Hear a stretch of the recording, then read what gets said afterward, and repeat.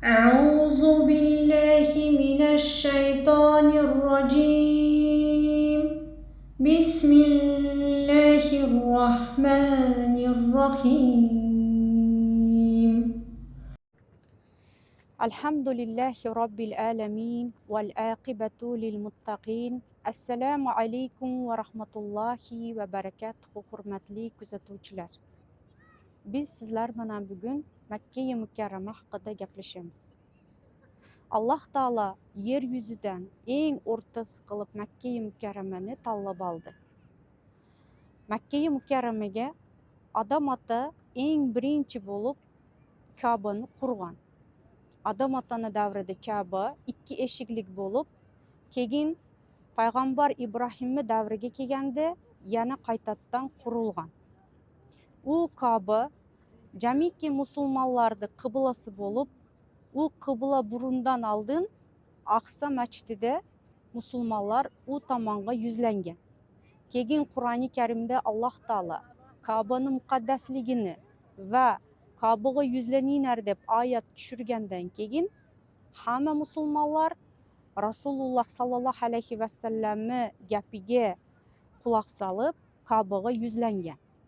Ka'ba osmonni 7-qavatidagi Baytul Ma'mur bilan tutashgan. U Baytul Ma'murda hamma farishtalarda Ka'baga o'xshagan ibodat qiladigan joy bor. Ka'baga borganinglarda Ka'bani 4 atrofida ham Alloh taoladan nimani so'rasanglar, Alloh taolo u yerda duolarni mustajab qiladi. Chunki u yerda osmonning eshiklari ochiq. Shuning uchun Makka Madinaga borganinglarda ixlos bilan Alloh taoladan nimani istasanglar duo qilinglar. U yerda Alloh taolaning farishtalari, Alloh taolaning rahmati tushib turadi. Shuning uchun hamma insonlarga umra qilishlik sunnat bo'lingan va haj qilish farz bo'lgan. Alloh taolo hammamizni umraga borib ibodat qilishdi va haj amalini atqarishdi nasib qilsin. Har bir insonga Rasululloh sallallohu alayhi vasallam aytadiki, umra qilishni sizlarga sunnat qildim. Birinchi umraga boringlar, keyin haj qilinglar degan. U yerga Rasulullohning davrida Jibril ferishta Alloh taolaning vahiyini tez-tez olib kelib turgan. Shuning uchun u yer muqaddas joy. Makkaga borganinglarda hech qanday hayvonlarni o'ldirish mumkin emas. U joyda iflos najas narsalarni qilish mumkin emas. Chunki shunday gunoh ishlarni qilsanglar, gunohi kabir bo'ladi. Shuning uchun u joyga borganimizda har bir o'qilgan namoz 2000 million savob bo'lib yoziladi. Agarda siz Makka-i Madinaga Ka'baga bormoqchi bo'lsangiz, lekin qarzlaringiz sizni qiynayotgan bo'lsa, shu kalimani har doim ixlos bilan va doim aytib yuradigan bo'lsangiz, inshaalloh tez orada Makka-i Madinaga borasiz. Bu kalima labbayk Allohumma labbayk, labbayk la sharika laka labbayk, innal hamda wal ni'mata laka wal mulk la sharika lak. Rasululloh sallallohu alayhi vasallamning davrida Makkada podshochilik hukmdor bo'lmagan. U davrda qabila bo'lib yashashgan va u qabilalarda o'tirib Makkada siyosat haqida gaplashadigan Darul Natva deb o'zlarini to'planib o'tiradigan, cho'g'lish qiladigan joyi bo'lgan.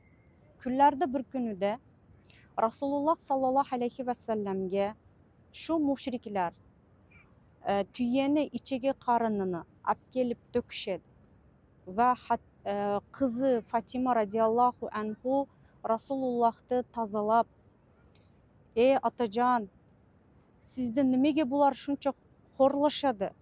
Nimaga Alloh taoladan bularni jazosini berishni so'ramaysiz? deb payg'ambarimiz Muhammad sallallohu alayhi vasallamni tozalaydi.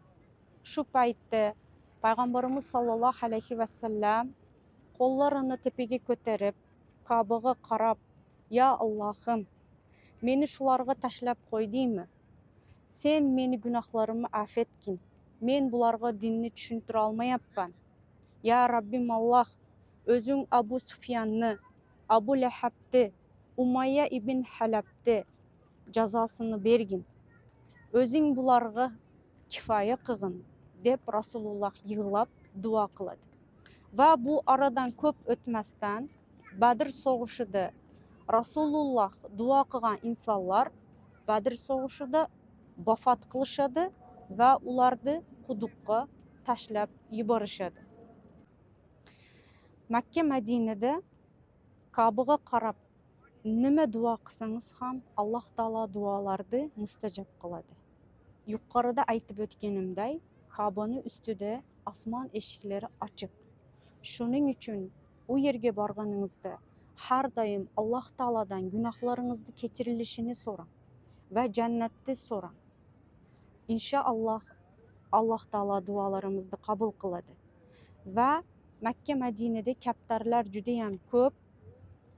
Agarda siz borganingizda shu kaptarlarni ko'rsangiz, Rasululloh sallallohu alayhi vasallam kaptarlarni ko'p bo'lishiga duo qilgan.